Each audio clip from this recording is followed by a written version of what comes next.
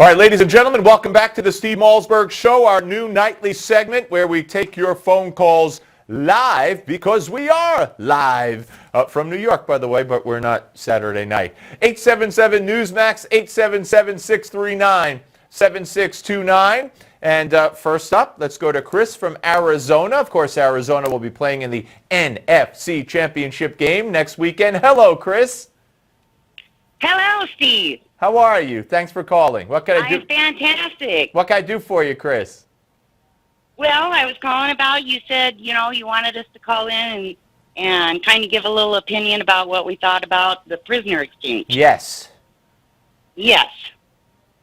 Okay. And I would like to say that this was a bad deal. Everybody knows it was a bad deal. Good night. I mean, what is going on here? Why are we suddenly in the back seat? We're not in the front seat. It's just not good, Steve.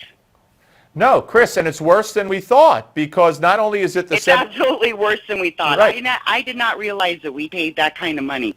This is, what? Well, the money was kicking in anyway because of the Iran deal, the nuclear deal. But the prisoner swap, none of our people committed any crimes. They were being tortured in a prison.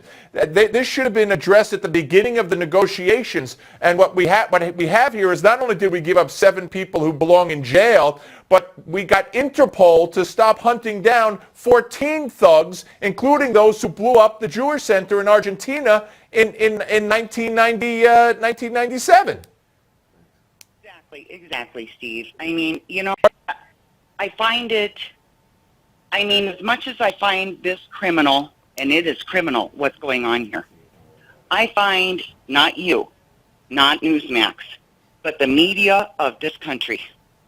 These people are guilty of treason and not being honest with the American people and telling us the truth about what is going on here. Well, I could give you this, the latter. Chris, I could agree with the latter part of that without even investigation. But I thank you for the call. Thank you very much. Let's go next to Susan, who's in Atlanta. And by the way, Atlanta's not playing in the NFC Championship game. Hello, Susan. You're on Newsmax Television. Hello. Hi. Hi, how are you, sir? Fine. Thanks for calling. Appreciate it. Thank you. What I'm calling about is, it seems to me that it has always been the policy of the United States never to negotiate, because that only opens up the doors for others to try to capture American people for a ransom. Absolutely. I'm kind of concerned about that.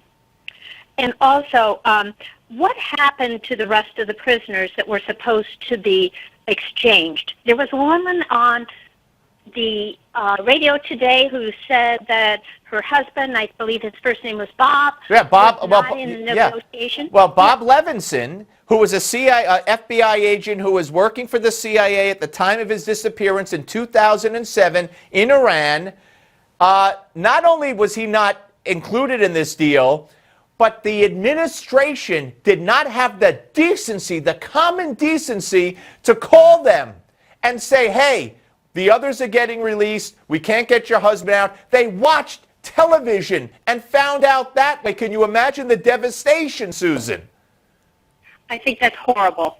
Horrible. Yep, but that's our administration. That to people. Yep, that's our administration. So yes, he wasn't part of the deal, and it's a darn shame. Susan, I thank you very much for the call. And by the way, 3 Americans have been kidnapped from Iraq. It happened a day after this deal was announced. So Susan is right. Marco Rubio was right when he said, and others, that when you deal with terrorists and you exchange prisoners for prisoners or whatever, or prisoners for hostages, it's going to encourage others to take more hostages, more U.S. hostages. And that's what we've already seen within 24 hours. Elaine is in Pennsylvania. Hello, Elaine. Thanks for calling in.